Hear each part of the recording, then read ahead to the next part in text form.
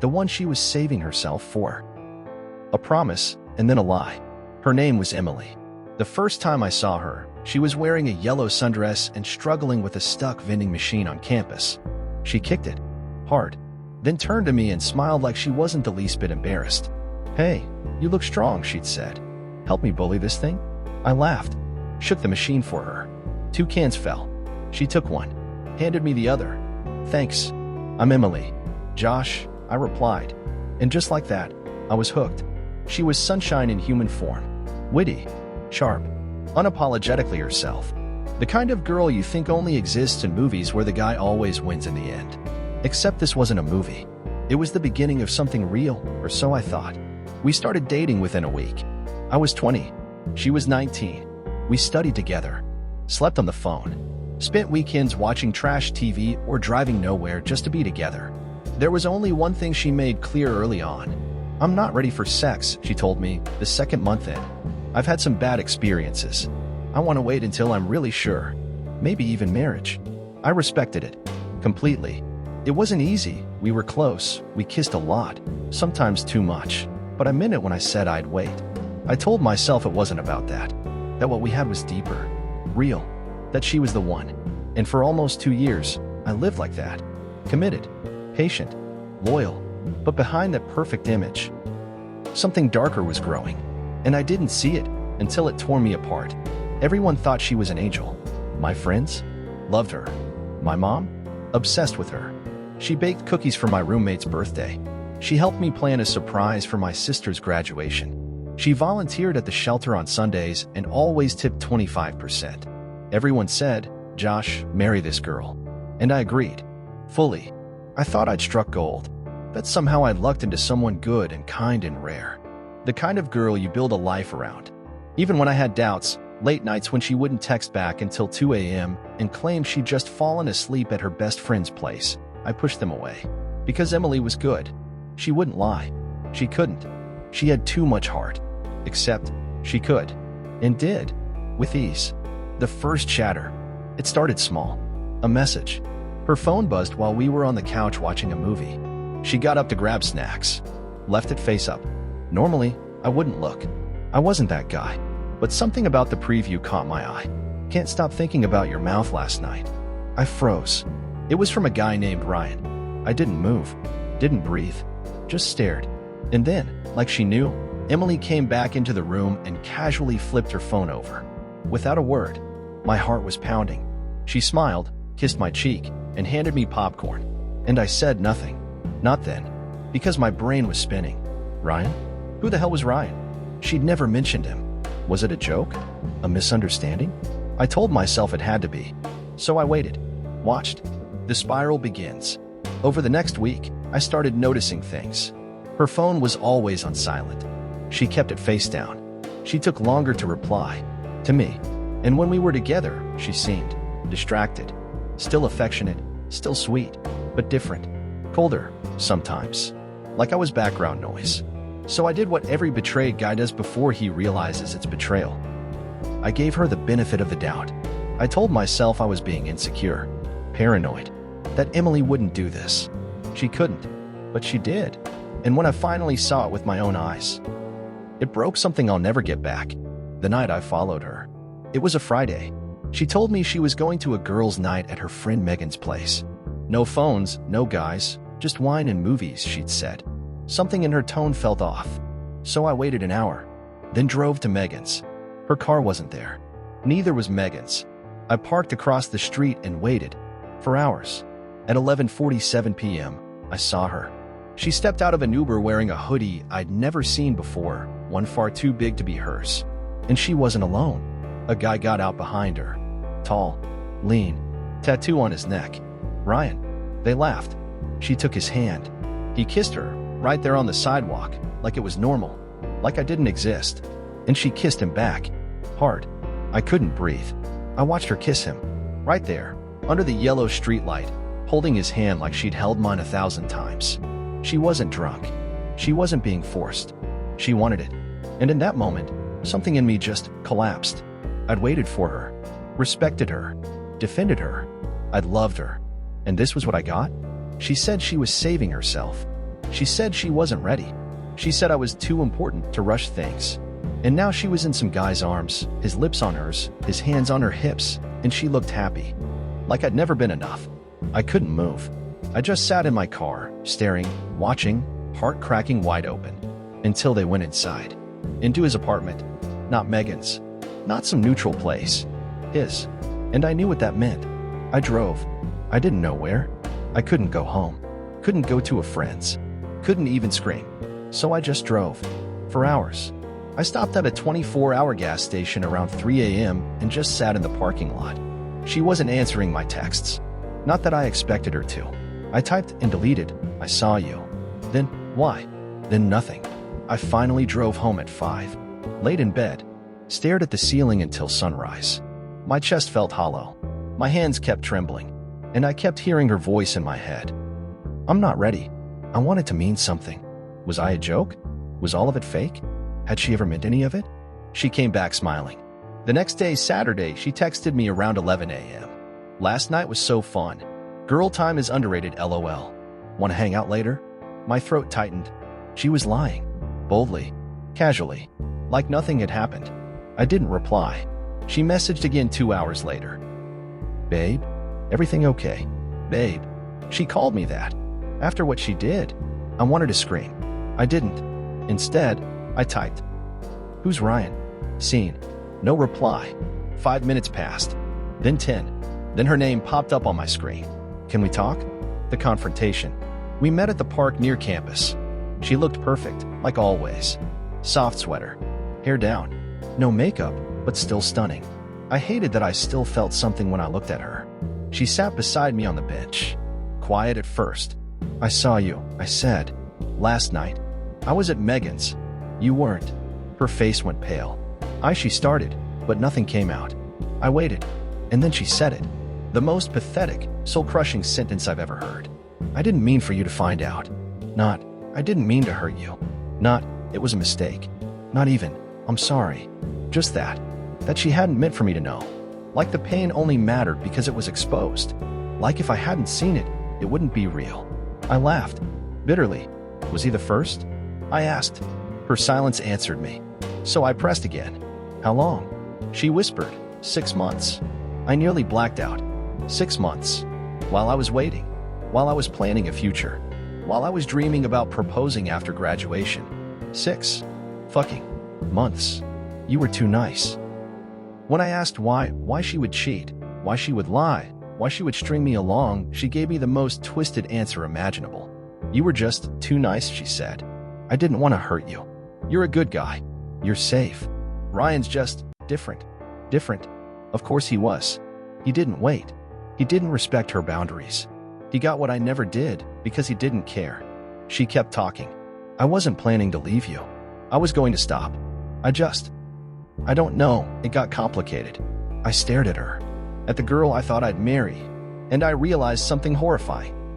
She never saw me as a partner. She saw me as a placeholder. The guy to bring home to mom. The one to take cute Instagram photos with. The one she'd save herself for while giving everything to someone else. I walked away, but it wasn't over. I didn't scream. Didn't cry in front of her. I just stood up, looked her in the eyes, and said, "You killed something I can never get back." Then I walked away. She called after me once. Then again. Then silence. I thought that would be the end of it. I thought I'd never have to see her again. But Emily wasn't done. Not even close. Because when her world started falling apart, when Ryan ghosted her and her friends started asking questions, she came crawling back. And what she did next made everything before that look like mercy. She played the victim. It started with whispers. Mutual friends asking me, "What happened between you two?" Emily's been crying. I didn't answer at first. I figured I didn't need to. But then I saw the posts. Vague, manipulative captions on Instagram. "Some people only love you when you're perfect. Guess I was never enough. Cheating isn't always physical. Some people emotionally abandon you first." I was stunned. She cheated. She lied. But now I was being painted as some cold, neglectful boyfriend.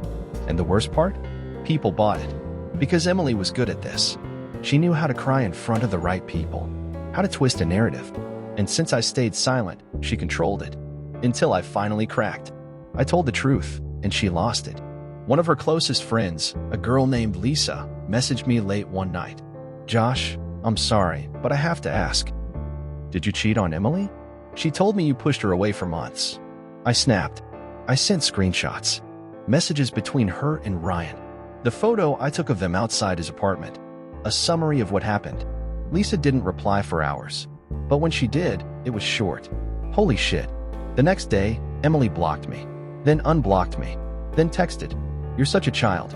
I can't believe you try to ruin my life just because I made a mistake." A mistake? 6 months of lies. Calling me too safe, while she spread herself for someone else? I didn't answer, because now everyone knew. The mask had fallen, and she was unraveling. The worst came after. Ryan dumped her. I found out through a mutual friend. Apparently, he never saw her as serious, just something fun until he got bored. He moved on fast. She didn't. She messaged me again a few weeks later. "I miss you. You were always the one who really cared." I see that now. I stared at the screen for a long time. She had the audacity to say that now? After everything? After ripping my heart out and watching it bleed? I replied with one sentence. "You weren't saving yourself. You were saving me from the truth." And I blocked her. Forever. What she took from me. It's been over a year. I'm still not the same. I don't trust easily. I flinch when a girl tells me she needs time. Because I remember what that meant, coming from Emily. It meant, wait for me while I sleep with someone else. It meant, be patient while I use your loyalty to feel better about myself. She broke more than just my heart. She shattered my belief that love, respect, and patience means something.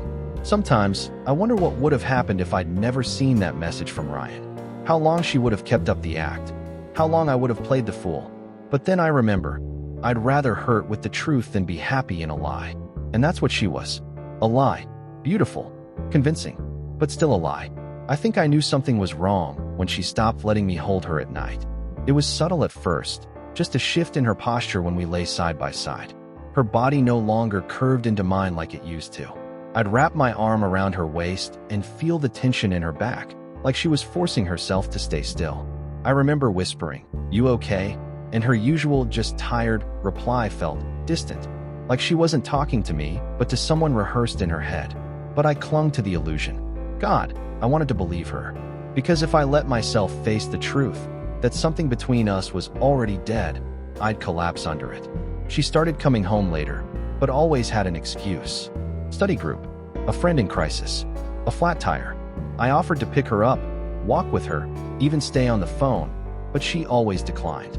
That night though, that one night, it shattered everything. It was a Saturday, one we had planned to spend together, just us. A quiet evening, watching some trashy reality show she liked, ordering from that Thai place we both loved. But at 6 p.m., she messaged me. "Hey babe, I forgot I promised to help Olivia with her art exhibit. Might be late. Love you. Red heart." I should have questioned it. Instead, I responded, "No problem. Be safe. Love you more. Red heart." I made the pad thai anyway. Ate alone. Watched the show by myself. Laughed at the parts one knew she would have loved. Kept checking my phone.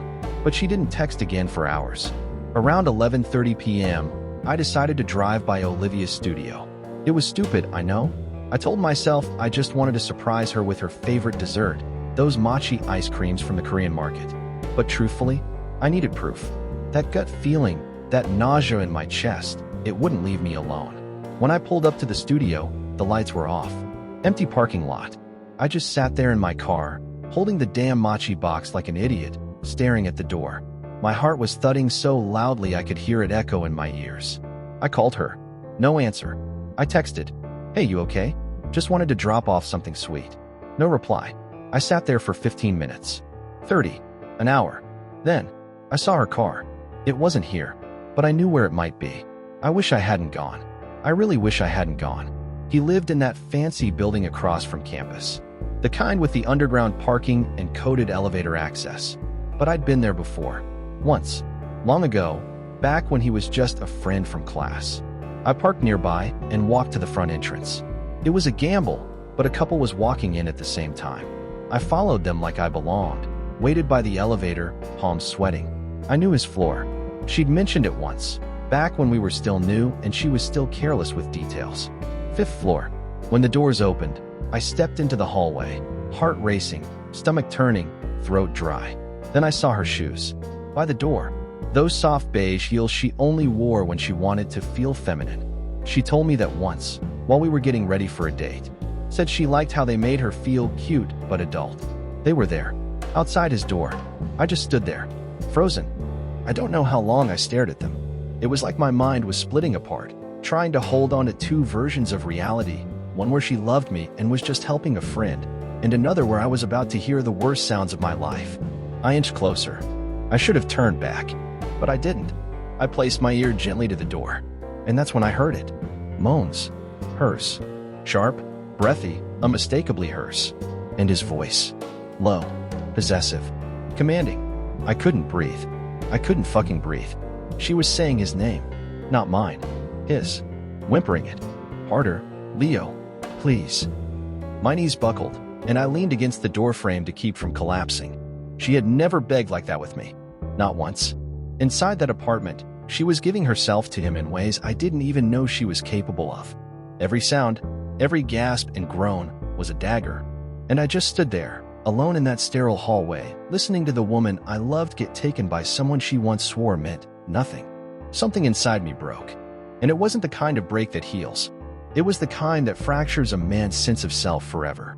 I don't remember walking back to my car. I don't remember driving home. I just remember sitting in the dark, her untouched machi melting in the passenger seat, while the sound of her voice with him replayed over and over in my head like some cruel audio loop.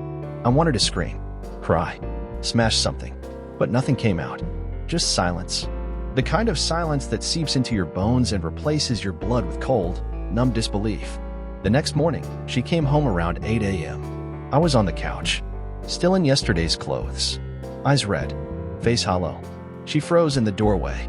Her hair was messy, not from sleep, but from being grabbed. Her makeup smudged. She was wearing a different outfit than the one she left in. But what destroyed me most? She was smiling. For a second, just a second, she looked happy. She hadn't looked at me like that in weeks, months even. And then she saw my face, and the smile faded. Babe, she said, her voice small. Guilty. Fragile. I didn't say anything, just looked at her. Her eyes darted to the machi box still on the counter. Her face paled. You were there, she whispered. I nodded slowly, and something in her shattered. She dropped her purse, stumbled toward me. I'm sorry, she said. I didn't mean, I didn't plan. Don't, I muttered. She flinched like I slapped her. You lied to me, I said. My voice cracked. You told me I was your first, that you were waiting, that it meant something. She started crying. I was saving myself, she said through sobs. I was. For years. But then you came along, and I didn't know what I wanted, and Leo you slept with him before me, didn't you? Her silence was all the answer I needed. How long? She shook her head, tears falling faster now. How long? I demanded. 6 months, she whispered. 6 months. She had been mine for 9. So more than half our relationship, she was his too. I laughed. Not because it was funny, but because there was nothing left to cry. You looked me in the eyes, I said, and told me you were mine. I loved you, she said, clutching my hands. I still do. No, I said, pulling away. You loved what I gave you, what I made you feel. But him? You gave him what you kept from me. She tried to explain. She told me she was confused, that Leo was a mistake, that she never thought it would go on this long. But it wasn't a mistake. It was a choice. 1,000 small choices. Every lie. Every excuse. Every night she snuck out of my arms to run into his. She didn't cheat once. She lived a double life. And I was the side character in her story, the filler until the one she really wanted made up his mind. What gutted me most? She had waited for him. She didn't wait for me. Not emotionally. Not physically. With me, she rushed. Slept with me 3 weeks in. But him? She held herself back. Kept that last piece of her for Leo, the one she was really saving herself for. I was just the stand-in, the distraction, the comfort. And it broke me in ways I didn't know a person could be broken. She begged me not to leave. She got down on her knees, sobbing, clutching at my shirt like if she held me tight enough, she could rewind everything. I don't want to lose you, she kept saying. Please, please, you're the only one who ever saw me. Really saw me. But the girl I saw now? She wasn't the same person I fell for. She was a stranger wearing the face of someone I loved. I packed a bag. Not because I didn't want to stay, but because staying would have meant accepting that what we had was always a lie. She tried blocking the door. I stepped around her, and when I got to the elevator, she called out, voice broken, desperate.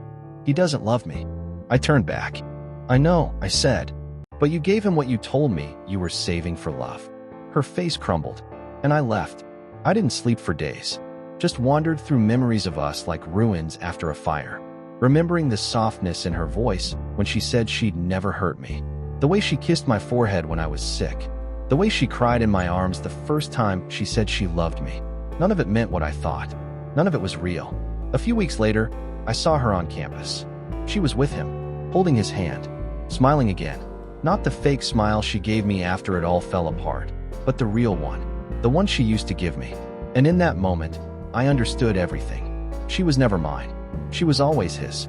Even when her body was next to mine, her heart was facing elsewhere. He just took longer to want her back, and I was the gap she filled to pass the time. People like her don't mean to destroy you. They just don't look back while they're walking away. And by the time you realize you were nothing more than a placeholder, they're already gone. Yindi.